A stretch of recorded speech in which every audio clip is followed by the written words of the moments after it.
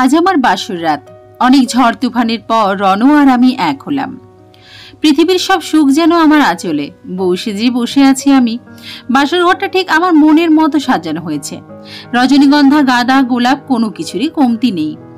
রণ ধীর পায়ে রুমে প্রবেশ করতেই আমার সারা গায়ে যেন কাঁটা দিয়ে উঠল। অবশেষে ভালোবাসার মানুষটাকে স্বামী রূপে পাওয়ার কি যে আনন্দ, তা ভাষায় প্রকাশ করার ক্ষমতা আমার নেই। আমি চুপ করে বসে আছি মাথা নিচু করে। আমার কলিজাটা চুপ কেন? হাসি কেন নেই আমার বউটার মুখে? নাকি আমাকে পেয়ে সে খুশি না? কি যে বলো না, পৃথিবীর সব থেকে সুখী ব্যক্তিটি আজ আমি। ভালোবাসি, এতগুলো ভালোবাসি।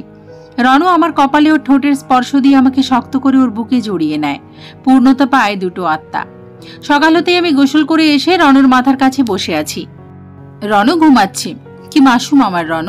ওর মুখটা আমি ছুঁয়ে দিচ্ছি এ হাতে, চুলে হাত বুলিয়ে দিচ্ছি, কপালে চুমু আঁকার সাথে সাথেই রণ চোখ খুলে ফেলে। লজ্জায় আমি চলে যেতে থাকি, আর তখনই ওর কলিজা জোড়ানো হাসিটা দিয়ে ও আমার হাতটা টেনে দিয়ে ওর বুকে টেনে নেয়। কি হলো, আমার বউটা চলে যাচ্ছে যে? লজ্জা পাচ্ছে নাকি আমার বউটা? ছাড়ো না, যাই দেখি মা কি করছেন। মাকে হেল্প ভাবিরা করবেন, তুমি আমার সেবা করো। কি সেবা করব? এই তো, যেমন কপালে, গালে, নাকে আদর। যাও তো, লজ্জা লাগে না বুঝি? ও মেয়ে, আমি তোমার স্বামী, পরপুরুষ নাকি যে লজ্জা লাগবে? আচ্ছা, হাতটা ছাড়ো আর চোখ বন্ধ করো, দিচ্ছি। রণ হাতটা ছেড়ে চোখ বন্ধ করার সাথে সাথে আমি ওকে ধাক্কা দিয়ে ফেলে শাশুড়ি মায়ের কাছে রান্নাঘরে চলে যাই। মা নাস্তা বানাচ্ছেন। মা, আমি হেল্প করি? না মা, তুমি রণর কাছে যাও, এখনই রান্নাঘরে আসতে হবে না। সবে মাত্র বিয়ে হলো, ঘোরাফেরা, তারপর রান্না বান্না আরো কত কি সব করা যাবে। মা আমাকে রণর কাছে পাঠাচ্ছেন। আমি তো লজ্জায় রণর সামনে যাওয়ার কথাই ভাবতে পারছি না। আর সামনে যাব কি করে? এমনিতেই আমি লাজুক, কিন্তু রণকে যে এতটা লজ্জা পাবো কোনোদিন তা আমি কখনোই ভাবিনি। আমি দাঁড়িয়ে আছি মায়ের সামনে। কি হলো, যাও রণর কাছে। আর দেখি রণ এসে হাজির। আমি রণকে দেখা মাত্রই দৌড়। কিরে, কিছু লাগবে তোর? কিছু বলবি? না মা, কিছু না। এদিকে রণও আমার পিছু পিছু চলে আসে। ওই ছেমড়ি, আমার কাছ থেকে দূরে পালাচ্ছ কেন বারবার? যাও তো, আমার সামনে এসো না এত। কি, আমার বউর সামনে আমি আসবো না? না, আসবে না। কেন আসবো না? লজ্জা পাই আমি। এই কথা বলেই আমি দুহাত দিয়ে আমার মুখ আটকে ফেললাম। ওরে আমার লাজুক লতা রে, তাকাও এদিকে, আমার চোখের দিকে তাকাও, হাত সরাও। না, আমি পারবো না, আমার লজ্জা লাগে সত্যি। বিয়ের আগে এই লজ্জা কই ছিল শুনি? জানি না। রণকে রেখেই আমি আবারও চলে এলাম রুম থেকে বাইরে। রণ আর আমি সবার সাথে নাস্তা করে নিলাম। হঠাৎ করে তাকিয়ে দেখি রণ আমার দিকে চেয়ে আছে, আর আমি মাথাটা নিচু করে ফেলি। বুঝি না কেন এত লজ্জা পাচ্ছি আমি আজ ওকে দেখে। নাস্তা করে ও বাসার বাইরে চলে যায়। আর এদিকে ভাবিরা আমাকে জিজ্ঞেস করেন, বাসর রাত কেমন কাটলো শুনি? ধুর, জানি না ভাবি। আরেক ভাবি বললেন, দেখো না ভাবি, লজ্জায় লাল হয়ে গেছে আমাদের নতুন বউ। আমি চুপ করে আছি, কোনো কথা বলছি না। বিন্দু, হুম ভাবি, রণ তোমাকে বাসর ঘরে কি গিফট দিয়েছে দেখি? গিফট? গিফট কিছু দেয়নি তো। ও মা, সে কি, কিছুই দেয়নি? না তো, বাসর ঘরে সব বড়রাই তো তার বউকে কিছু না কিছু গিফট দেয়। সেটা যাই হোক, মাকেও তো বাবা দিয়েছেন, তোমার দুই ভাইও আমাদের দুইজনকে দিয়েছেন, আর রণও তোমাকে কিছুই দেয়নি? না ভাবি, এই কেমন প্রেম তোমাদের? আমার মুখটা চুপসে গেল। সত্যিই তো, রণ আমাকে কেমন ভালোবাসে যে একটা গিফটও দিল না বাসর রাতে। আর এটা নাকি সব বড়রাই দিয়ে থাকেন। কিছুক্ষণ পর বান্ধবীরা ফোন দিল। কি রে, কেমন কাটলো বাসর?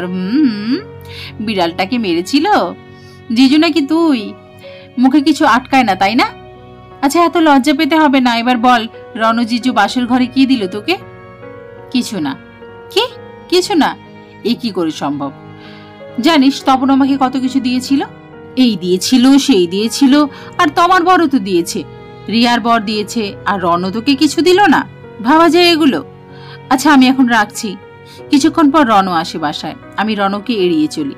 বাসায় মেহমান এসেছে, তাই আর রণ আমার কাছে আসার সুযোগ পায়নি।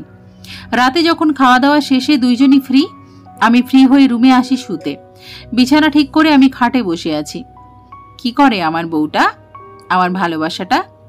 ওই, একদম বউ বলবি না আমায়। কিসের ভালোবাসা আমি তোর? আসছে আমার বউ, আসছে আমার ভালোবাসা। তুমি আমায় ভালোই বাসো না? বাসলে কি আর কি? কিচ্ছু না, যাও এখান থেকে, যাও বলছি। কি হয়েছে না শুনে আমি যাব না। বলছি ওয়েট, আসো আমার সাথে। আমি রণকে হাত ধরে নিয়ে গিয়ে বারান্দায় দাঁড় করালাম, আর আমি রুমে এসে দিলাম দরজা বন্ধ করে। থাকো এবার সারা রাত বারান্দায়, এটাই তোর শাস্তি, আর আমি শান্তিতে ঘুমাই।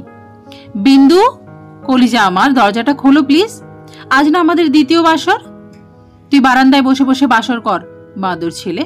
আমি ঘুমালাম। বিন্দু, কলিজা আমার, দরজাটা খোলো প্লিজ। আজ না আমাদের দ্বিতীয় বাসর। এমন করে না সোনা, কি হয়েছে আমাকে বলবে তো।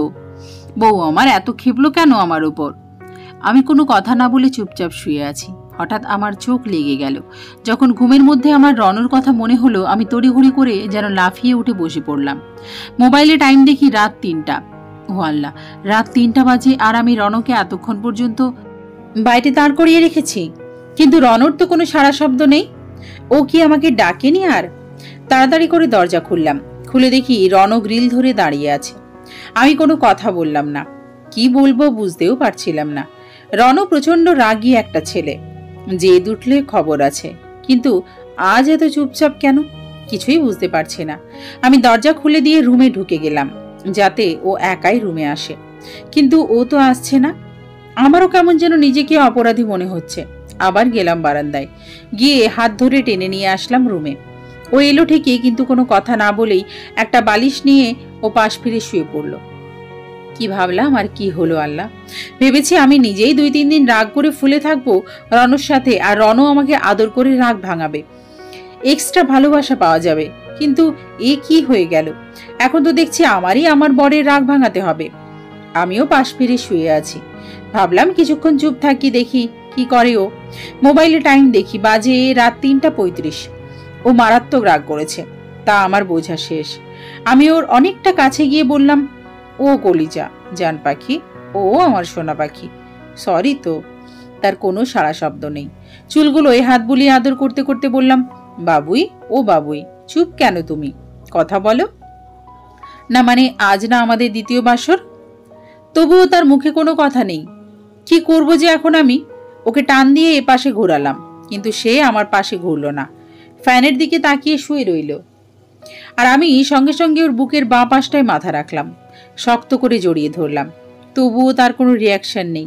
কি আর করার, কপালে চুমু দিয়ে বললাম, সরি সোনা, এতগুলো সরি তো, ভুল হয়েছে বউটার, ক্ষমা করে দাও না প্লিজ। রণ তবুও কথা বলছে না আমার সাথে। শেষমেশ এমন বদরাগেই জুটলো আমার কপালে, যার সাথে কিনা প্রতিটা স্টেপ শান্তভাবে চলতে হবে, কোনোভাবেই রাগানো যাবে না, রাগলেই খবর হয়ে যাবে। তবুও কথা বলছে না দেখে ওর বুক থেকে সরে গিয়ে খাটে বসে পড়লাম। বসেই দিলাম কান্না শুরু করে। আর আমার রণও লাফিয়ে বসে পড়েছে। কলিজা, কলিজা রে, কাঁদছিস কেন তুই? তুই জানিস না তুই কাঁদলে আমার বুকের ভেতর ব্যথা করে? কাঁদিস না প্লিজ, এই যে আমি কানে ধরছি। সরি বউরে, কাঁদিস না প্লিজ, তোর কান্না আমার সহ্য হয় না। আমি আরো জোরে সোরে কাঁদতে লাগলাম। রণ আমাকে ওর বুকের সাথে লেপ্টে জড়িয়ে নিল। আমার চোখের জলে ওর বুক ভিজে যাচ্ছে। হঠাৎই ও আমাকে ছেড়ে দিল। মনে মনে ভাবলাম, আমার চোখের জলে ওর সমস্যা? টি শার্ট ভিজে যাচ্ছে বলে আমাকে সরিয়ে দিল।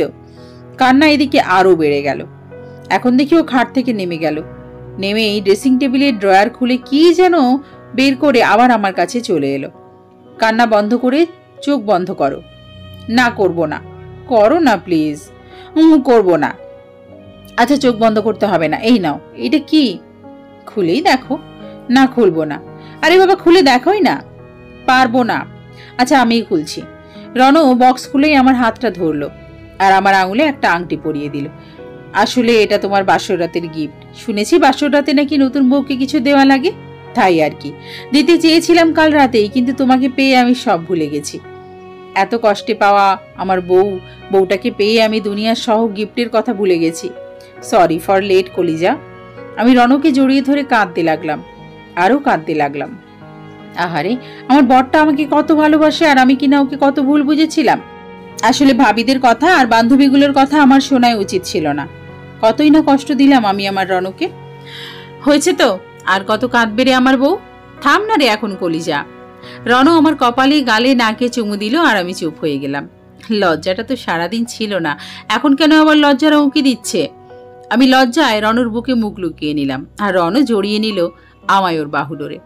এখন আমার সকাল শুরু হয় ওকে ভেজা চুলের ঝাপটায় ঘুম ভাঙিয়ে, আর দিন শেষ হয় ও ঘুমিয়ে গেলে ওর কপালে একটা চুমু এঁকে দিয়ে নিজেও ঘুমিয়ে পড়ে। এখন আমি টুকটাক রান্না শিখেছি ভাবিদের কাছ থেকে, মায়ের কাছ থেকে রনকে রান্না করে সারপ্রাইজ দেব বলে। কিন্তু রান্না পারে এমন বরের সাথে সংসার করা শুনেছি অনেক কষ্টকর, কারণ তারা নাকি বউদের রান্নায় অনেক ভুল ধরে। অথচ আমার রনও খুব ভালো রান্না জানা সত্ত্বেও কোনোদিন আমার রান্নার ভুল ধরে না। ও এখন প্রায়ই অফিস থেকে ফেরার সময় আমার জন্য গোলাপ ফুল, চকলেট, আইসক্রিম নিয়ে আসে। আমি ওকে বলি, কেন তুমি প্রায়ই আমার জন্য এগুলো নিয়ে আসো বলো তো? ওর উত্তর, আমার বউয়ের মুখে এই অদ্ভুত রকমের সুন্দর মিষ্টি হাসিটা দেখার জন্য। রনু প্রায়ই সুযোগ পেলে যখন তখন আমাকে এসে জড়িয়ে ধরে। আচ্ছা, বউতে যার অ্যালার্জি সেই ছেলেটা এখন এত রোমান্টিক হলো কি করে শুনি? আর কিভাবে এত সে তার বউকে ভালোবাসে? এ আবার কঠিন কিছু নাকি? তোমার ভালোবাসায় মাটি পানি হয়ে যাবে, আর আমি তো মানুষ। থাক থাক হয়েছে। আমি আর রণ মিলে সাজিয়ে নিয়েছি আমাদের ভালোবাসার ঘর, গুছিয়ে নিয়েছি আমাদের সংসার। দেখতে দেখতে আমাদের দুষ্টু মিষ্টি সংসারের 1 বছর হয়ে যাচ্ছে। আজ রাত 12টা বাজতেই, তাই আমি অধীর আগ্রহে অপেক্ষা করছি রাত 12টার জন্য। কিন্তু রণ দেখি আজ তাড়াতাড়ি শুয়ে পড়েছে। ঘুম পাচ্ছে রে বউটা, ঘুমালাম আমি। এখনই রাত 11:30? সকালে অফিস আছে না, তুমিও ঘুমিয়ে পড়ো। ঘুমালাম আমি। আমিও পাশ ফিরে শুয়ে পড়লাম। মনে মনে বলতে লাগলাম, ভালোবেসেছ, আমাকে পেয়েছ, পাওয়া হয়ে গেছে, তাই এখন সব শেষ। ম্যারেজ ডেটটার কথাও মনে নেই, অথচ বিয়ের আগে রোজ ডে থেকে শুরু করে আমার বার্থডে পর্যন্ত মনে থাকতো, উইশ করত। আর আজ প্রথম বিবাহ বার্ষিকীটার কথা মনে নেই। কাঁদতে কাঁদতে চোখ বন্ধ করে ফেললাম। আর একটু পরেই অনুভব করি কপালে আমার বরের ঠোঁটের স্পর্শ। হ্যাপি ম্যারেজ অ্যানিভার্সারি বউটা। আমি রণকে জড়িয়ে ধরলাম, একটা চুমু দিয়ে জিজ্ঞেস করলাম, তোমার মনে ছিল? এটা কি বললে তুমি? এত সাধনার পর আজকের দিনটায় আমি আমার কলিজাটাকে পেয়েছি। আজকের দিনটাকে কি আমি কোনোদিন ভুলতে পারি? I love you Ron. I love you too বউটা। রণ একটা প্যাকেট খুলে একটা নীল রঙের শাড়ি খুলে আমার মাথায় পরিয়ে দিয়ে বলল, নীল শাড়িতে আমার বউকে দারুণ লাগছে, দিনে এটা পরে নিও। Thank you so much Ron, love you. সন্ধ্যাবেলা রণ আমাদের বিবাহ বার্ষিকী উপলক্ষে ছোট্ট একটা পারিবারিক অনুষ্ঠানের আয়োজন করা হয়। আমাদের বাসার লোকজনকেও আমন্ত্রণ করা হয়। আব্বু, আম্মু আর বেলা এসেছে। সবাই মিলে আমাকে আর রণকে কেক কাটতে বলছে। আমি রণর দেওয়া নীল শাড়িটা পরেছি আজ। রণকে পাঞ্জাবিতে দারুণ লাগছে, নজর না লাগে কারো আমার বরটার উপর। রণ আর আমি কেকটা কাটার জন্য সামনে গেলাম, আর সবাই চারিদিক থেকে আমাদের ঘিরে দাঁড়িয়েছে। রণ আর আমি ছুরি ধরেছি, মাত্রই কেক কাটবো, আর সেই মুহূর্তে আমার মাথাটা একটা চক্কর দিয়ে উঠে, আর আমার চোখ মুখ ঝাপসা হয়ে যায়, আর আমি রণর উপর ঢলে পড়ি। বাসার সবাই ভয় পেয়ে যায়, সবার মুখে আমার জন্য চিন্তার রেশ। রণ দ্রুত আমাকে হসপিটালে নিয়ে যায়। ডাক্তার বলেন ভয়ের কিছু নেই, আর সেই দিনই আমরা জানতে পারি আমি প্রেগন্যান্ট, এবং আমি আর রণ মা এবং বাবা হতে চলেছি। রণ বাসায় সবাইকে ফোন করে জানিয়ে দেয়। সবার চিন্তার রেশ কেটে গিয়ে আনন্দ দ্বিগুণ হয়ে যায়। রণ খুশিতে আত্মহারা, আমাকে বুকের মাঝে জাপটে ধরে বলে, থ্যাংক ইউ সো মাচ কলিজা, থ্যাংক ইউ সো মাচ আমাকে বাবা হওয়ার খুশিটা অনুভব করানোর জন্য। লাভ ইউ রণ, আমাকে পূর্ণতা দেওয়ার জন্য। বাসায় আসার পরই সবাই আমাদের জড়িয়ে ধরে এবং শুভেচ্ছা জানায়। খুশির যেন সীমা নেই আজ। বাসার সবাই আমার যত্ন নেওয়া শুরু করেন। এদিকে রণও আমার এক্সট্রা খেয়াল রাখা শুরু করে। অফিস থেকে সারাদিনে কয়েকবার ফোন দিয়ে আমার খবর নেয়। আমি খেতে না চাইলে জোর করে নিজেই প্লেটে খাবার নিয়ে আমাকে খাইয়ে দেয়। আমি ঘুমানোর জন্য চোখ বন্ধ করলে মাথায় হাত বোলাতে থাকে যতক্ষণ না আমি ঘুমোই। কখনো বা আমার পেটে হাত রেখে ছলো ছলো চোখে মিষ্টি হাসি দিয়ে বলে, বিন্দুরে, আমি বাবা হব, বাবা হব আমি। কলিজা, তুমি বাবা হবে। আচ্ছা, আমাদের মেয়ের নাম কি রাখবে? মেয়ে? আমাদের যে মেয়ে হবে কে বলেছে? কে বলবে? আমি বলি। যদি ছেলে হয়? না, আমাদের মেয়েই হবে। আচ্ছা, মেয়ের বাবা, আচ্ছা আমাদের মেয়েই হবে। তো বলো তো আমাদের মেয়ের নাম কি রাখা যায়? সবে তো মাত্র 4 মাস, এখনই নাম? আর মাত্র 5 মাস বাকি আমার মেয়ে আমার কোলে আসার, আর তুমি বলছো এখনই নাম? তাড়াতাড়ি নাম সিলেক্ট করো। বাচ্চার জন্য এত পাগল বাবা আমি আর দুনিয়ায় একটাও দেখিনি। আরও কত কিছু দেখবে। আগে আমার মেয়েটা তো পৃথিবীতে আসুক। আচ্ছা, এখন ঘুমাই চলো, শরীরটা ভালো লাগছে না। ঠিক আছে, তবে নাম ভেবে রাখবে কাল। আমি অফিস থেকে ফিরে এসেই নাম জিজ্ঞেস করব। আচ্ছা গো আচ্ছা। এবার আসো, ঘুম পাড়িয়ে দিই। এতটা কেয়ার এই ছেলেটা করতে পারবে তা আমি কোনোদিন কল্পনাও করিনি। ছেলেটা কতই না জেদি ছিল, রাগী ছিল, এক রোখা ছিল, কিন্তু আমার ভালোবাসায় যেন পুরোটাই বদলে গেছে। এখন রাগ কি জিনিস, জেদ কি জিনিস, তা ওকে দেখলে মনে হয় বোঝাই যায় না। তবে মাঝে মাঝে অভিমান করে আর চায় আমি যেমন খুব আদরে, খুব যত্নে ওর অভিমান ভাঙাই।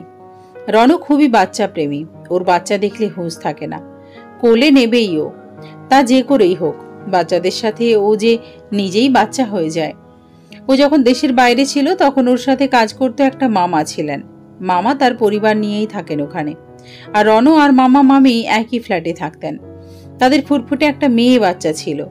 মেয়েটাকে যে ও কত আদর করতো তা বলার বাইরে। মেয়েটাকে নিয়ে পিক তুলে তুলে আমাকে সেন্ড করত। বাচ্চাটার বয়স তখন 8 কি 9 মাস হবে। ওকে নিয়ে ভিডিও কলে আসতো, যদিও আমি আমার সাইডের ক্যামেরা অফ করে রাখতাম। তবে ওদের দেখে অনেক বেশি খুশি হতাম। চিল্লাই চিল্লাই বলতাম, ইস দুইটাই বাচ্চা, কত কিউট দুইটা বাচ্চা। রণ যখন বাচ্চাদের সাথে মেশে তখন পুরো বাচ্চাদের মতো হয়ে যায়। রণ এমন প্রকৃতির মানুষ যে কিনা সহজেই যে কারোর সাথে এক নিমেষেই মিশে যেতে পারে, যে কাউকে আপন করে নিতে পারে।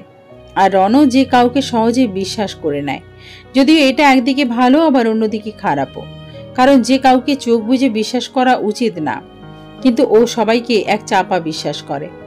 একদিন ফেসবুকিং করছিলাম, হঠাৎ আমার লিস্টে থাকা এক ভাইয়া আমাকে নক দেয়। তার নক দেখে আমি অতি আশ্চর্য, কারণ এই ভাইয়া নক দেবে আমাকে আমি ভাবতেই পারিনি। কারণ উনি প্রায় 1 বছরের বেশি আমার লিস্টে ছিলেন, কখনো আমাকে নক দেননি। তার লেখাগুলো খুব সুন্দর ছিল। তার লেখা দেখেই আমি তাকে ফ্রেন্ড লিস্টে জায়গা দিয়েছিলাম। খুব ভালো লেখেন তিনি, আর বলতে গেলে খুবই সোজা শান্ত একটা ছেলে। ফেসবুক লাইফে তার কোনো হেটার্স নেই, এটা আমি লিখে দিতে পারি। তার লেখায় কেউ বাজে মন্তব্য করলেও তিনি তা সুন্দরভাবে এড়িয়ে যেতেন। আমি তার পোস্টের মন্তব্যগুলো পড়তাম আর অবাক হতাম, এত ধৈর্য সে পায় কই। কিন্তু এখন আমি টুকটাক লেখালেখি করে বুঝি লেখকদের মতো কিছুই হাসি মুখে হজম করে নিতে হয়। কখনো কখনো মন্তব্য পড়ে চোখে জল এলেও চোখের জল মুছে হাসি দিয়ে ধন্যবাদ জানিয়ে চলে আসতে হয়। আমার আম্মু সবসময় বলেন যে তোমার সাথে খারাপ ব্যবহার করবে, তোমাকে কটু কথা শোনাবে, তোমাকে আঘাত করবে, তুমি তার সাথে খুব সুন্দর করে ব্যবহার করবে। আম্মুকে জিজ্ঞেস করেছিলাম, কেন এমন করব আম্মু? যে আমাকে কষ্ট দেবে আমি কেন তার সাথে ভালো ব্যবহার করব? আম্মু উত্তর দিলেন, কারণ তুমি তোমার জায়গায় ঠিক থাকলে সে একসময় খারাপ ব্যবহার তাচ্ছিল্য করতে করতে ঠিক বুঝতে পারবে যে ভুল তার ছিল, তোমার নয়। আর সে যদি সত্যিই ভালো মনের মানুষ হয় তাহলে সে ঠিক বুঝতে পারবে আমি মানুষটার সাথে এমন জঘন্য আচরণ করি, অথচ সে তো আমার সাথে এমন করে না। আর সেই থেকে তার মন পরিবর্তন হয়ে যাবে, যদি সে মানুষের মতো মানুষ হয়। আর কখনো তুমি কেন অন্য কাউকে কষ্ট দিয়ে কিছু বলার আগে অন্তত 3 বার ভাববে, আমি যে এই কথাটা বলবো মানুষটা কষ্ট পাবে কিনা, আর এরপরও যদি তারা চেঞ্জ না হয় তবে তাদের ইগনোর করবে। আর সেই থেকে আম্মুর কথাগুলো মাথায় গেঁথে নিয়েছি আমি। আর সেই ভাইয়াটার ধৈর্য আর আচরণ দেখেও শিখেছি কিছু। আমার জানা মতে আমি নিজে থেকে আজ পর্যন্ত কাউকে হার্ট করে, ইনসাল্ট করে কথা বলিনি। কারো সমালোচনা করা তো দূরে থাক, কাউকে উপদেশ দিলেও সুন্দরভাবে বলেছি। কারণ ওই যে আম্মু বলেছেন, প্রকৃত ভালো মনের মানুষরা কাউকে কিছু বলার আগে অন্তত কয়েকবার ভাবেন আমি যে এই কথা বলবো আমার কথায় সে কষ্ট পাবে কিনা। আর আম্মু এও বলেন, তুমি যদি কাউকে কষ্ট দাও তাহলে যেই পর্যন্ত সে মানুষ তোমাকে ক্ষমা না করবে সেই পর্যন্ত আল্লাহ তোমায় ক্ষমা করবে না। যাকে কষ্ট দেবে তার থেকে ক্ষমা পেতে হবে আগে। কারো উপর রাগ উঠে গেলেও এখন আম্মুর মুখটা চোখের সামনে ভেসে ওঠে, আর আর আম্মুর কথাগুলো মনে পড়ে যায়। আর আমি নিজেকে কন্ট্রোল করি আর অ্যাভয়েড করি পরিস্থিতি। তো সেই ভাইয়া আমাকে নক দিয়ে বলল, আপু আছো? জি ভাইয়া আছি। কেমন আছো তুমি? জি ভাইয়া আলহামদুলিল্লাহ, আপনি কেমন আছেন? এই তো আছি আপু। আসলে ভাইয়া তোমাকে নক দিয়েছিল একটা দরকারে। জি ভাইয়া বলুন। আসলে কথাটা যে কিভাবে বলবো বুঝতে পারছি না। সমস্যা নেই ভাইয়া, আপনি নিঃসংকোচে বলুন। আপু আমার না কিছু টাকার খুব প্রয়োজন। আমার বাবা খুবই অসুস্থ, এদিকে আমার টিউশনির অবস্থাও বেশি ভালো না, মেডিসিন আর ডাক্তার দেখাতে অনেকগুলো টাকার দরকার। দেখেছো তো আমি যে একটা পোস্ট দিয়েছি আমার বাবার অসুস্থতা নিয়ে? জি ভাইয়া, দেখেছি। জানো, আমি পরিচিত অনেককেই নক দিয়েছি, কিন্তু কেউ আমাকে সাহায্য করলো না। তুমি যদি কিছু মনে না করো তাহলে কি ভাইয়াকে কিছু টাকা দিতে পারবে? আমি কিছুদিন পরেই আবার তোমায় দিয়ে দেব, কিন্তু আমার এখনই টাকাগুলো দরকার বাবার চিকিৎসার জন্য। ভাইয়াটা বাবা মায়ের একমাত্র ছেলে, আর তার একটা ছোট বোন আছে। মধ্যবিত্ত পরিবার তারা। আর কথায় আছে না, মধ্যবিত্তরাই দুনিয়ায় সব থেকে অসহায়, কারণ না পারে তারা সব রকম কাজ করতে, না পারে তারা কারো কাছে হাত পাততে। তো আমি ভাইয়াকে বললাম, ভাইয়া আমি আপনাকে পরে জানাচ্ছি। ভাইয়া বলল, আচ্ছা আচ্ছা, সমস্যা নেই, তুমি যদি আমাকে দিতে পারো দিও, আমি বিকাশ নাম্বার পাঠিয়ে দিব। আর যদি না পারো তাহলেও কোনো সমস্যা নেই, দোয়া করো আমার বাবার জন্য। এখন ভাবছি কি করব আমি, আমার কাছে তো এখন টাকা নেই। কদিন আগেই কলেজের বেতন দিয়েছি আর ফ্রেন্ডদের সাথে টুকটাক শপিং করেছি। তাছাড়া বুঝতে পারছি না টাকাটা দেওয়া ঠিক হবে কিনা, বা সে সত্যিই বলছে কিনা তার বাবা অসুস্থ, কারণ ফেসবুক মানেই তো আজকাল ছলচাতুরি। আর শুনেছি অনেকেই এভাবে অনেকের কাছ থেকে টাকা চেয়ে নেয় মিথ্যে কথা বলে। তাছাড়া তাকে চিনি না, জানি না, অন্য একজন জেলার মানুষ, আবার ভাবি হোক না হোক অন্য জেলার, কিন্তু আমার ফেসবুক ফ্রেন্ড তো। আর ইনবক্সে কখনো কথা না হলে কি হবে, কমেন্টে কমেন্টে তো কথা হয়েছে, আর যাই ব্যবহারেই বোঝা যায় সে অমন হবে না। তো ভাবতেছি কি করব এখন। আম্মুর কাছে চাইবো যে আব্বু 2 মাস আগেই সংসার খরচ পাঠিয়ে দিয়েছেন স্বর্ণ আর প্রয়োজনীয় জিনিস কিনবেন বলে। এখন তো আম্মুর হাতেও টাকা নেই, আর আব্বুর কাছেই বা চাইবো কি বলে। যদি জিজ্ঞেস করে কি করব, নানান চিন্তা করছি। আর তখনই রনও ফোন দেয় আমায়। হ্যাঁ বলো, কি করো, খেয়েছো? তুমি? মন খারাপ নাকি? না তো, ভয়েস শুনে যেন কেমন মনে হচ্ছে। কি হয়েছে আমায় বলো। আরে তেমন কিছু না, চিন্তা করছি একটু, তাই আর কি। কিসের চিন্তা বলো তো? তারপর রনকে আমি সব খুলে বলি, ভাইয়ার নখ দেওয়া থেকে শুরু করে এই কথা। এত চিন্তা করতে হবে না, তুমি তার বিকাশ নম্বরটা দাও, আমি তাকে কিছু টাকা পাঠিয়ে দিই। তুমি দেবে? হ্যাঁ আমি দেব। তুমি দেওয়া আর আমি দেওয়া তো একই কথা, তাই না? কিন্তু শোনো, তুমি যখন দেশে আসবে তখন এই টাকাটা আমি তোমায় দিয়ে দেবো, ওকে? রন রেগে যায়। আমি কি চেয়েছি তোমার কাছে? না মানে যেহেতু আমার কাছে চেয়েছে তাই বলছি আর কি। তুমি মানে আমি, আর আমি মানে তুমি, ওকে? আর কখনো যেন না শুনে এই টাকার কথা। আচ্ছা। পরে আমি একটা মেসেঞ্জার গ্রুপ খুলে ভাইয়াটাকে আর রনকে অ্যাড করি। তারপর ভাইয়াটা বিকাশ নম্বর দেয় আর রন ভাইয়াকে কিছু টাকা পাঠিয়ে দেয়। আমি ওকে বললাম, তুমি তাকে চেনো না, জানো না, তবুও তাকে বিশ্বাস করে টাকাগুলো দিয়ে দিলে? ও আমাকে উত্তর দিল, কত টাকাই তো কতভাবে খরচ করি, কত দিক দিয়েই তো কত টাকা যায়, আর এই কয় টাকায় যদি কারো উপকার হয় তাহলে এর চেয়ে ভালো আর কি হতে পারে। আমি সেদিন বুঝেছিলাম রন শুধু আমাকে মন দিয়ে ভালোই বাসে না, ও একটা ভালো মানুষও বটে। ও এই ভার্চুয়ালে কত মানুষকে যে এইভাবে হেল্প করেছে হিসেব নেই। তবে আমাকে কিন্তু ও 1 টাকাও দেয়নি বা কোনো কিছুই দেয়নি। অনেকে আবার ভাবতে পারেন অচেনা মানুষদের এত করেছে, না জানি ভালোবাসার মানুষকে কত টাকা পয়সা আর এটা সেটা দিয়েছে। ঈদের আগে আমাকে বলেছিল, বিকাশ নম্বর আছে তোমার? তোমার বিকাশ নম্বর দাও। কেন? টাকা পাঠাবো আর তুমি ঈদের ড্রেস কিনে নেবে।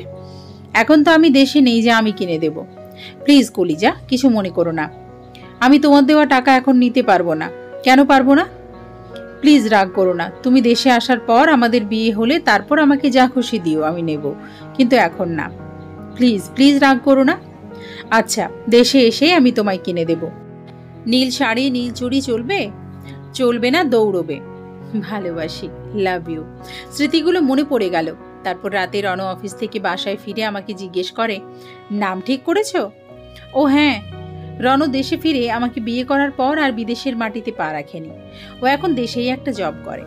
2জন মিলে ঠিক করব বলে করিনি। আচ্ছা ভাবো কি নাম রাখা যায়। 2জন অনেকক্ষণ পর্যন্ত নাম ভাবতে ভাবতে অবশেষে আমি নাম ঠিক করলাম। ছেলে হোক আর মেয়ে হোক, নাম হবে রনন। রনও নাম শুনে খুশি। দেখতে দেখতে আমার এখন 4.5 মাস। 2 চোখ ভরা কত স্বপ্ন। জানো বিন্দু, আমি না আমার বাচ্চাটাকে আমার বুকে নিয়ে ঘুমাবো। ওর ছোট্ট ছোট্ট আঙুল ধরে ওকে হাঁটতে শেখাবো। কখনো আমি ওকে আর তোমাকে ছেড়ে দূরে যাব না।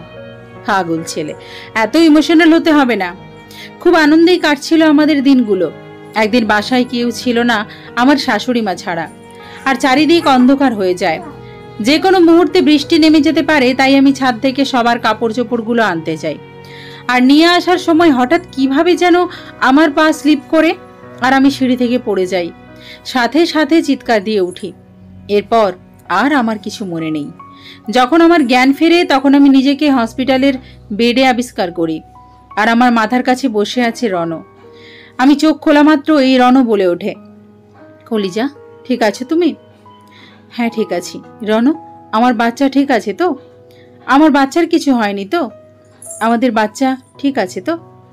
হ্যাঁ কলিজা, ও ঠিক আছে, তুমি কোনো চিন্তা করো না, একটু চুপ করে রেস্ট নাও।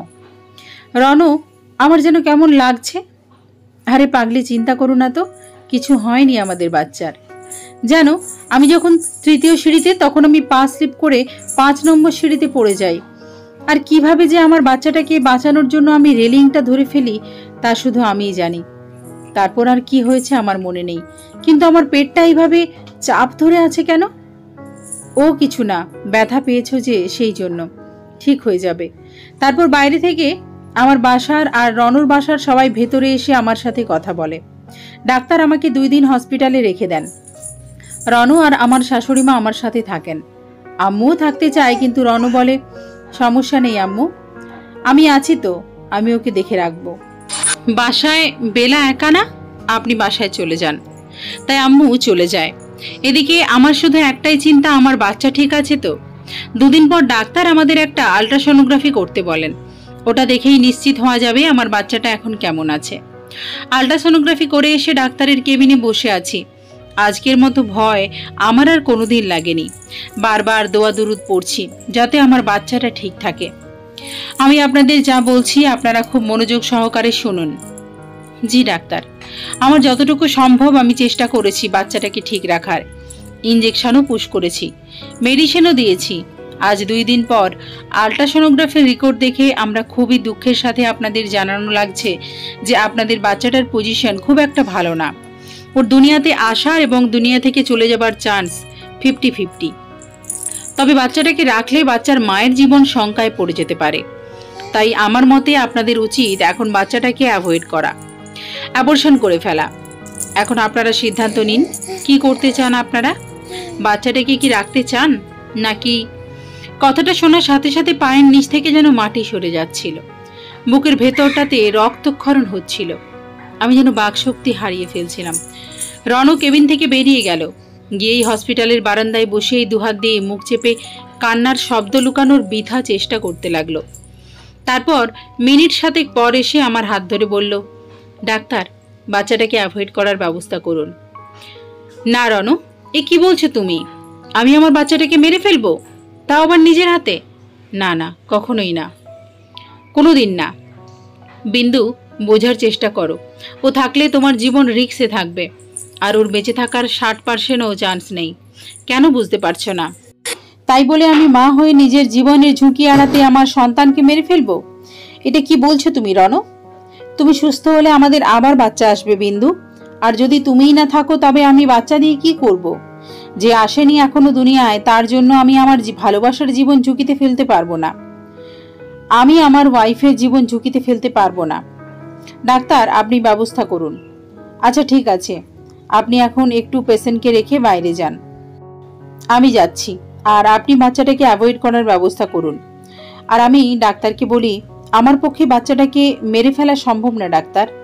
এই বাচ্চাটাকে নিয়ে আমার হাজবেন্ডের অনেক স্বপ্ন, ও অনেক স্বপ্ন দেখেছে এই বাচ্চাটাকে নিয়ে। আমি পারবো না ডাক্তার, আমার জীবন বাঁচানোর জন্য ওর স্বপ্নটা ভেঙে ফেলতে। তো কি চাচ্ছেন এখন আপনি? আমি চাচ্ছি আমার বাচ্চাটা থাকবে আমার পেটে, আর এই কথা আপনি আমার হাজবেন্ডকে জানাবেন না। ও আমাকে অনেক ভালোবাসে, ও কখনোই চাইবে না আমার জীবনের ঝুঁকি নিয়ে কোনো প্রাণ এই পৃথিবীতে আনতে।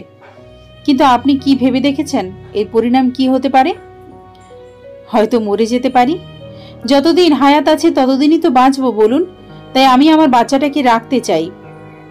আপনার যেমন ইচ্ছে, কিন্তু কোনো রকম খারাপ লাগলেই আপনি কিন্তু দ্রুত আমার এখানে চলে আসবেন, কোনো রকম হেলা করবেন না। জি আচ্ছা। অনেকক্ষণ পর ডাক্তার রনকে বলেন, আপনার স্ত্রীকে বেডে দেওয়া হয়েছে, আপনি এখন যেতে পারেন। ডাক্তার, সব ঠিক আছে তো? এখন আর কোনো ক্ষতি হওয়ার সম্ভাবনা নেই তো? সব ঠিক আছে। রণ দৌড়ে আমার কাছে আসে, আমার মাথায় হাত বুলিয়ে বলে, কিচ্ছু হবে না কলিজা, সব ঠিক হয়ে যাবে। কিছুদিন পরই আবার তোমার গর্ভে আমাদের বাচ্চা আসবে, চিন্তা করো না তুমি। আমি রণর দিকে তাকিয়ে কাঁদতে থাকি। রণ ভাবে আমি হয়তো বাচ্চাটা হারানোর দুঃখে কাঁদছি, কিন্তু আমি তো কাঁদছি রণর কাছ থেকে এত বড় সত্যটা লুকোনোর কারণে। আর রণও আমাকে এতটা ভালোবাসে এই ভেবে। এর পরের দিন আমাকে রিলিজ করে দেয় আর আমি বাসায় চলে আসি। বাসার সবাই আমাকে সান্ত্বনা দেয়, বলে কিচ্ছু হবে না, আবার সবকিছু ঠিক হয়ে যাবে। আমি চুপ করে থাকি, কোনো কথা বলি না। দেখতে দেখতে 1 সপ্তাহ কেটে যায়। হঠাৎ খেয়াল করি আমার প্রেগনেন্সির লক্ষণগুলো এক এক করে গায়েব হয়ে যাচ্ছে। হঠাৎ এমন হচ্ছে কেন? আগে মাথা ঘুরতো প্রায়, এখন ঘোরে না। আগে বমি বমি লাগতো, এখন লাগে না। আগে পেটে একরকম অনুভূতি ফিল করতাম, এখন আর তা হচ্ছে না। সকাল থেকে এমন অনুভব করছি, সারাদিন এমন গেল, ভাবলাম আজকের দিনটা দেখি, আগামীকাল ডাক্তারের কাছে যাওয়া যাবে। কিন্তু সন্ধ্যা থেকে শুরু হলো হঠাৎ তলপেটে ব্যথা, আর সেই ব্যথা প্রচন্ড আকার ধারণ করলো। আমি চিৎকার করে ভাবিদের ডাকলাম আর মাকে ডাকলাম। মা আর ভাবিরা আমার কাছে আসলো, জিজ্ঞেস করলো কি হয়েছে। আমি তাদের সত্যিটা খুলে বললাম, আর বললাম আমাকে তাড়াতাড়ি হসপিটালে নিয়ে চলুন, নয়তো আমি আমার বাচ্চাটাকে বাঁচাতে পারবো না। মা কেঁদে কেঁদে বলতে লাগলেন, তুই তোর বাচ্চাটার চিন্তা করছিস, আর আমি তো এখন তোকে নিয়ে চিন্তা করছি রে মা। এদিকে হঠাৎই আমার ব্লিডিং শুরু হয়ে গেল। আর বড় ভাবি রণকে ফোন দিয়ে বলতে লাগলো, রণ রে, বিন্দুর অবস্থা খুব খারাপ, আমরা ওকে নিয়ে হসপিটালে আসছি, তুই তাড়াতাড়ি হসপিটালে আয়। সবাই মিলে আমাকে হসপিটালে নিয়ে গেল।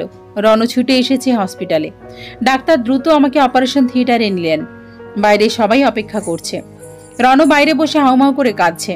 আম্মু, বেলা ওরাও এতক্ষণে রওনা দিয়েছে।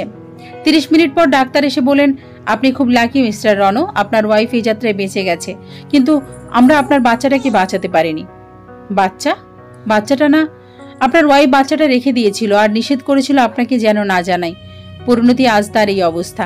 একটুর জন্য তিনি প্রাণে বেঁচে গেলেন। আল্লাহর কাছে লাখ লাখ শুক্রিয়া যে আমার বিন্দু ঠিক আছে, ও এখন শঙ্কামুক্ত তো। জি, তবে তাকে কখনো মেন্টালি প্রেশার দিবেন না। জি ডাক্তার, আমি কি এখন বিন্দুর কাছে যেতে পারবো? না, একটু পরে তাকে বেডে দেওয়া হবে। আপনাকে অনেক অনেক ধন্যবাদ ডাক্তার। কেন করলে তুমি এমন কলিজা, কেন করলে? তোমার জীবনের ঝুঁকি থাকবে, আমি অমন কিছুই চাই না, কিচ্ছু চাই না আমি, তুমি শুধু থাকলেই হবে। রণ দ্রুত আমার কাছে আসে। সরি রণ, আমি পারলাম না আমাদের বাচ্চাটাকে বাঁচাতে।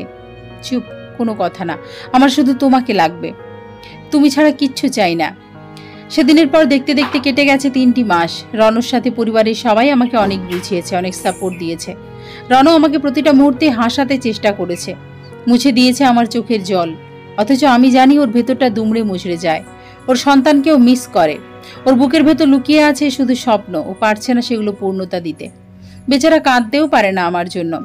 কান্না আটকে রাখাটা যে কতটা কষ্টের তা শুধু তারাই বুঝবে, যারা কখনো কান্না আটকে রেখেছে প্রিয় মানুষগুলোর মুখের হাসি ফোটাতে বা পরিস্থিতির চাপে। বিন্দু, জি মা। আজ মা তুমি রান্না করো, কবে থেকে তোমার হাতে রান্না খাই না? আচ্ছা মা, আমি জানি মা চাচ্ছেন আমি যেন আবার স্বাভাবিক জীবনযাপন শুরু করি। আজ আমি রান্না করেছি, খেয়ে সবাই প্রশংসা করেছেন। কবে থেকে আমার বউটা আমাকে জড়িয়ে ধরে না, বলে না ভালোবাসি। বরটা বুঝি পুরনো হয়ে গেছে, তাই না? তাই আর বরটাকে ভালোবাসতে ইচ্ছে করে না? রণ প্লিজ, আর কতদিন এইভাবে নিজেকে কষ্ট দেবে? আর কতদিন? যা আমাদের ছিল না তার জন্য কষ্ট পেয়ে কি হবে বলো? অতীত ভুলে নতুনভাবে আবার শুরু করি না জীবন। প্লিজ, আমার খুব কষ্ট হয় তোমাকে এইভাবে দেখতে। হোম, আমি বুঝি পুরাতন হয়ে গেছি না, তাই আমাকে দেখতে কষ্ট হয়? কি? আমার কথাই আমাকে? ওই কি দেখছো এইভাবে? আমার বউকে দেখছি। এমনভাবে দেখছো যে মনে হচ্ছে আগে কোনোদিন দেখোনি। দেখেছি, তবে এই হাসিটা খুব মিস করেছিলাম। আমি রণকে জড়িয়ে ধরলাম। লাভ ইউ বিন্দু, খুব ভালোবাসি। Love you too. সকাল হতেই ভেজা চুলের ঝাপটা দিলাম রণর মুখে। তুমি কি উঠবে নাকি আমি পানি এনে ঢেলে দেব? আজকের সকালটা আমি অনেক দিন যাবৎ মিস করেছি জানো। এই ভেজা চুলের ঝাপটা, এই রাগী কণ্ঠের ডাক, সবকিছু। হয়েছে হয়েছে, এবার উঠে ফ্রেশ হয়ে নিন, আমি কিচেনে যাচ্ছি। আমি রনকে ঘুম থেকে জাগিয়ে চলে গেলাম নাস্তা বানাতে। কিছুক্ষণ পর দেখি রন এসে পেছন থেকে আমাকে জড়িয়ে ধরেছে। কি করছো? ছাড়ো। কেন ছাড়বো? আমার বউকে আমি ধরেছি, অন্য কারো বউকে তো আমি ধরিনি।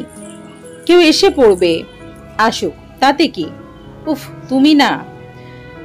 দেবরজি, আপনি কি আমার যাকে কাজে সাহায্য করছেন?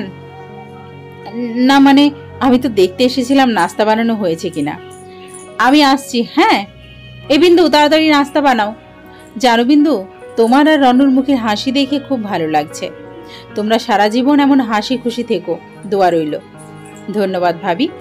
চলছে আমার আর রনুর সংসার। জীবনের সেই ঘটে যাওয়া দুর্ঘটনার কথা মনে করতে চাই না আমরা, তবুও মনে পড়ে যায়। টিভিতে কোনো বাচ্চা দেখলে চোখে জল এসে যায়। কারো বাচ্চা হয়েছে শুনলে বুকের ভেতরটা কেঁপে ওঠে। কোনো প্রেগনেন্ট মহিলাকে দেখলে মনে পড়ে যায় নিজের সেই অতীতের কথা। দেখতে দেখতে একটা বছর কেটে গেছে। আল্লাহ আর মুখ তুলে চাননি আমাদের দিকে। আমি প্রতিটা মাস অপেক্ষায় থাকি, কিন্তু অপেক্ষা আমার অপেক্ষাই রয়ে যায়। এদিকে রনর বন্ধুরা এক একজন রনকে বাবা হওয়ার সুখবর দেয়, আর রন শুধু একটা দীর্ঘশ্বাস নেয়। রন আজও বাচ্চা দেখলে ঝাঁপিয়ে পড়ে কোলে নিতে। কেউ কেউ বলে ওঠে, তুই বাচ্চাদের এত ভালোবাসিস, তোর বাচ্চা কবে হবে? তুই বাবা কবে হবি? ওর হাসি মুখটা তখন মেঘে ঢেকে যায়। আমার চোখ তা এড়ায় না। আমাদের বিয়ের আজ 5 বছর পূর্ণ হলো। রন বরাবরের মতোই আমাকে রাত 12টায় জড়িয়ে ধরে উইশ করলো। রন, কলিজা, আজকের দিনে আমি তোমার কাছে কিছু চাইবো, দেবে? কেন দেব না?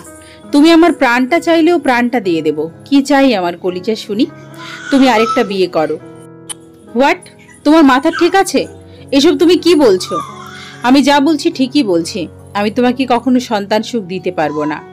5 বছর হয়ে গেছে আমি পারিনি তোমায় বাবা ডাক শোনাতে, আর হয়তো কোনোদিন পারবো না। তাই আমি চাই তুমি আরেকটা বিয়ে করো।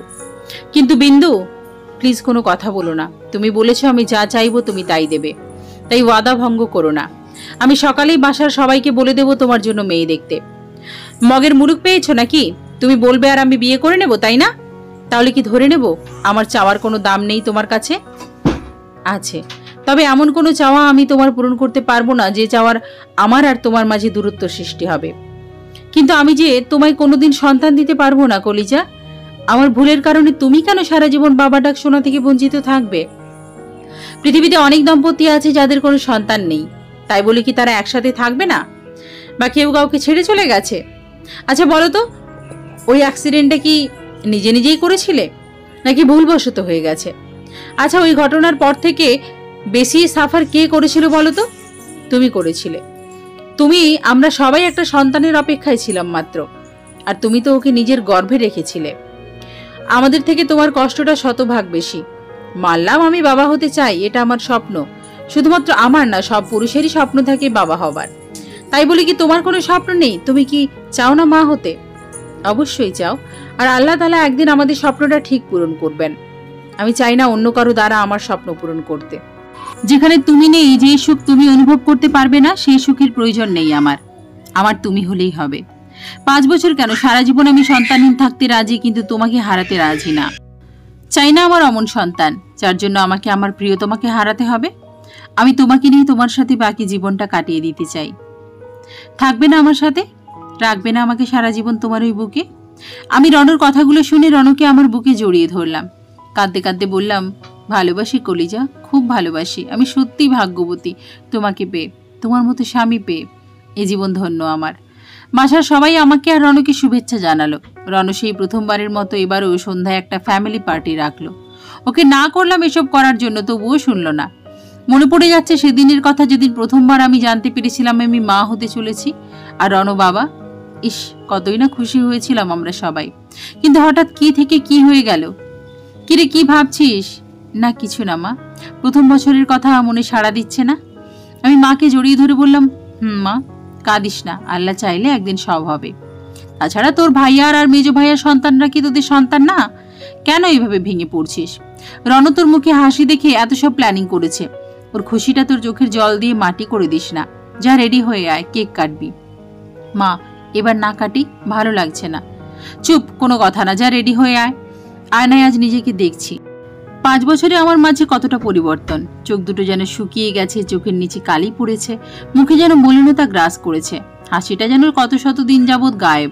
কি এক অদ্ভুত আমি আজ আয়নার সামনে দাঁড়িয়ে। নিজেকে নিজেরই চিনতে ভীষণ কষ্ট হচ্ছে। হঠাৎ পেছন থেকে রণ এসে জড়িয়ে ধরল। কি হয়েছে আমার বউটার? আয়নার সামনে দাঁড়িয়ে নিজের রূপ লাবণ্য নিজেই দেখছে। রূপ লাবণ্য কি বিচ্ছিরি হয়ে গেছে দেখতে আমি। কখনো তো বলনি বিন্দু, তুমি আর আগের সেই তুমি নেই। কেন বলবো? আমার কাছে তুমি আমার আগের সেই তুমিই আছো। শুধু একটা জিনিস মিসিং মুখটাতে। কি? 1 মিনিট দেখাচ্ছি। রণ আমার পেটে সুরসুরি দেয় আর আমি হাসতে থাকি আর বলতে থাকি, প্লিজ রণ, আর সুরসুরি দিও না, হাসতে হাসতে মরে যাবো তো। মরতে দিলে তো? পাগল একটা। এই হাসিটাই মিসিং ছিল, বুঝলে? চলো চলো, কেক কাটবে চলো। আর হ্যাঁ, তোমাকে দারুণ লাগছে আজ। বুঝলাম, চলুন এবার। রণ আর আমি কেক কাটবো এখন। আম্মু আব্বু বেলাও এসেছে, সবাই দাঁড়িয়ে আছে। আমি আর রণ দুজন মিলে কেক কাটলাম। যেই আমি রণর মুখে কেক তুলে দিতে যাব, তখনই আমি রণর উপর ঢলে পড়ে যাই। মাথাটা একটা চক্কর দিয়ে ওঠে, চোখ মুখ ঝাপসা হয়ে যায়। রণ তাড়াতাড়ি করে আমাকে নিয়ে বিছানায় শুইয়ে দেয়। ডাক্তারকে ফোন করে আসতে বলে। ডাক্তার এসে কিছুক্ষণ পর বলেন, মিস্টার রণ, আপনার ওয়াইফ প্রেগনেন্ট। কংগ্রাচুলেশনস। চিন্তার কোনো কারণ নেই। বাসায় খুশির ঢল নামে। এত বছর পর আল্লাহ আবার আমাদের দিকে মুখ তুলে চান। এবার আমি খুব সাবধানে থাকি। রণ আমাকে ছাদে ওঠা বারণ করে দিয়েছে। বেশিরভাগ বেড রেস্টেই থাকা হচ্ছে আমার। মা ভাবিরা সবাই নানান রকম খাবার তৈরি করে এনে আমাকে খাওয়াচ্ছেন। দেখতে দেখতে এখন আমার 9 মাস। রণ আমার পেটে কান দিয়ে ওর সন্তানের সাথে কথা বলে। আম্মু, তুমি কেমন আছো? এই তো আর কয়েকটা দিন, তারপরই তুমি আমার কোলে চলে আসবে আম্মু। মন খারাপ করো না, বাবা তোমার জন্য অপেক্ষা করছে। তারপর আমার পেটে আর কপালে চুমু দিয়ে আমাকে জিজ্ঞেস করে, আমাদের মেয়ের নাম কি হবে বলো তো? নামটা এখন ঠিক না করি, ও আসুক আগে, তারপর না হয় নাম রাখা যাবে। নামটা এখনই রাখতে হবে। পরে যদি ওই বাড়ির মতো নামটা। কথা সম্পূর্ণ করতে না দিয়েই রণ আমার মুখটা হাত দিয়ে আটকে ধরে। চুপ, কিচ্ছু হবে না। আমাদের মেয়ের নাম হবে নীরা। নীরা। কয়েকদিন পর রণ, এই রণ ওঠো। কি হয়েছে? আমার খুব খারাপ লাগছে, ব্যথা হচ্ছে খুব। আমাকে তাড়াতাড়ি হসপিটালে নিয়ে চলো। রণ আমাকে দ্রুত হসপিটালে নিয়ে যায়। ডাক্তার বলেন এটা ডেলিভারি পেইন, আমাদের এক্ষুনি ওনাকে নিয়ে যেতে হবে। আপনি বাইরে থাকুন মিস্টার রণ। রণ, আমার খুব ভয় করছে, আমি যদি মারা যাই। আমি তোমাকে ছেড়ে যেতে চাই না রণ, আমি তোমার সাথে অনেক বছর বাঁচতে চাই। কিছু হবে না কলিজা, আল্লাহ ভরসা, ভয় পেও না। ডাক্তার আমাকে রণর কাছ থেকে নিয়ে যায়। রণ আমার কপালে একটা চুমু দিয়ে আমাকে বিদায় জানায়। একদিকে ব্যথা আর অন্যদিকে ভয়। আমার রণকে ছেড়ে চিরতরে চলে যেতে হবে না তো? বিধাতা, তুমি আমার স্ত্রী সন্তানকে ভালো রেখো, প্লিজ ভালো রেখো। কিছুক্ষণ পর ডাক্তার বেরিয়ে এসে রণকে জানান, কংগ্রাচুলেশনস, আপনাদের একটি ফুটফুটে মেয়ে হয়েছে। আলহামদুলিল্লাহ। আর আমার ওয়াইফ, ও কেমন আছে? ও ঠিক আছে তো? ভয় নেই? ভয় নেই, আপনার ওয়াইফ ভালো আছে। কিছুক্ষণ পরই তাকে বেডে দেওয়া হবে। একজন নার্স এসে আমাদের মেয়েকে রণর কোলে দেয়। রণর চোখ ভিজে যাচ্ছে। খিরে, আজ তো খুশির দিন, তুই কাঁদছিস কেন? এই যে খুশির কান্না মা, এই যে খুশির কান্না। আমাকে বেডে দেওয়া হয়। রণ আমাদের মেয়েকে নিয়ে রুমে ঢোকে। আমি রণকে দেখে অল্প একটু হাসি। রণ আমার কপালে চুমু এঁকে দেয়। লাভ ইউ সো মাচ কলিজা, love you so much. Love you too নীরার বাবা। বলেছিলাম না আমাদের মেয়ে হবে, দেখেছো আমাদের নীরা হয়েছে। আল্লাহ আমাদের নীরা দিয়েছেন। আল্লাহ তোমার ইচ্ছে পূরণ করেছেন। যাক বাবা, এখন তো তোদের কান্নাকাটির পালা শেষ হলো। সবসময় মন মরা মুখ দেখতে দেখতে ভুলেই গেছি তোদের হাসি ভরা মুখ কেমন। এখন তো অন্তত তোদের হাসি ভরা মুখ দেখতে পাবো, নাকি তাও পাবো না? কি যে বলো না মা। কিরে, তো শরীর কেমন লাগছে বিন্দু? খারাপ লাগছে? না মা, ঠিক আছি। বাসার সবাই খুশি নীরা আসাতে। বেলা তো আসলে আর যেতেই চায় না এখন নীরাকে ছেড়ে। নীরা ধীরে ধীরে বড় হচ্ছে। আজ নীরার 5 বছর পূর্ণ হলো। মেয়ে তার বাবার চোখ পেয়েছে, চুলগুলো বাবার মতো স্ট্রেট, নাকটাও বাবার মতো, হাসিটাও বাবার মতো। মাশাআল্লাহ, হাসি দেখলেই প্রাণ জুড়িয়ে যায়। রণ, দেখো এতদিন পর আমি পেটে রাখলাম, জন্ম দিলাম আমি, লালন পালন করছি আমি, আর মেয়ে কিনা হলো তোমার মতো, তার বাবার মতো। বাবার মেয়ে বাবার মতো হয়েছে, আমার মতো কেন হলো না? আমার সাথে তো কিছুই মেলে না। কে বলেছে মেলে না? মেয়ের গায়ের রং যে তার মায়ের মতো, সেটা কি চোখে পড়ে না? আর ঠোঁটের নিচে তিল, মায়ের মতো না তো কার মতো? আমার কি ঠোঁটের নিচে তিল আছে ম্যাডাম? তিলটা তো আপনারই পেয়েছে। আর হাতের আঙুল, পায়ের আঙুলও তো মায়ের আঙুলের মতো পিচ্ছি পিচ্ছি। কে বলেছে মেয়ে তোমার মতো হয়নি? আমার আর তোমার দুজনের মতোই হয়েছে আমাদের নীরা। আর তখনই নীরা এসে আমাকে আর রনকে জড়িয়ে ধরলো। আগে রনকে একটা চুমু দিল, তারপর আমাকে। দেখেছো দেখেছো, চুমুটাও আগে তোমাকে দিল। আমাকে কেউই ভালোবাসে না। আম্মু, তুমি সবচেয়ে বেশি কাকে ভালোবাসো? কেন বাবা, তোমাকে? দেখেছো, আমাকে ভালোই বাসে না কেউ। আম্মু, তুমি খুব পচা, মিথ্যে বলো কেন? আমি মিথ্যে বললাম? বললেই তো, বাবা তোমাকে বেশি ভালোবাসে না। বাবা তোমাকে ভালোবাসে আর আমি ভালোবাসি বাবাকে, তাই না বাবা? মা, লাভ ইউ বাবা। লাভ ইউ টু মা। আমি দাদুর কাছে যাচ্ছি। আচ্ছা যাও। বলেছিলাম কি এত ফুলতে হবে না, এখনই তো মনে হচ্ছে ব্রাস্ট হয়ে যাবে। চুপ করো। চুপ করব না। বলছি যে যে তোমাকে বেশি ভালোবাসবে তাকে আনলেই তো হয়। আমার মেয়ে আমাকে ভালোবাসবে আর সে তোমাকে। কে আর কাকে? কাকে আবার? নীরার ভাইকে। নীরা তো এখন বড় হয়েছে, এখন তোর ভাইকে আনাই যায়, তাই না? যাও দুষ্টু, আমি মায়ের কাছে গেলাম, তুমি থাকো। এই কই যাও? দাঁড়াও দাঁড়াও। বলো। ভালোবাসি বউটা। আমার ভালোবাসার ঘরটাকে ভালোবাসা দিয়ে পরিপূর্ণ করে তোলার জন্য ধন্যবাদ। আর আমাকে এই বুকের মাঝে সকল বাধা বিপত্তি থেকে আগলে রাখার জন্য ধন্যবাদ। রনু আর আমি খুব ভালো আছি আমাদের মেয়ে নীরাকে নিয়ে। এখন আল্লাহর কাছে একটাই প্রার্থনা, জীবনের বাকি দিনগুলোও যেন রনুর বুকে মাথা রেখে নিশ্চিন্তে কাটিয়ে দিতে পারি। আমাদের ভালোবাসার ঘর যেন মৃত্যুর আগে পর্যন্ত ভালোবাসায় ভরপুর থাকে। আজকের কাহিনীটি এখানেই শেষ হলো। কেমন লাগলো অবশ্যই কমেন্ট করে জানাবেন। সবাই খুব ভালো থাকবেন, সুস্থ থাকবেন।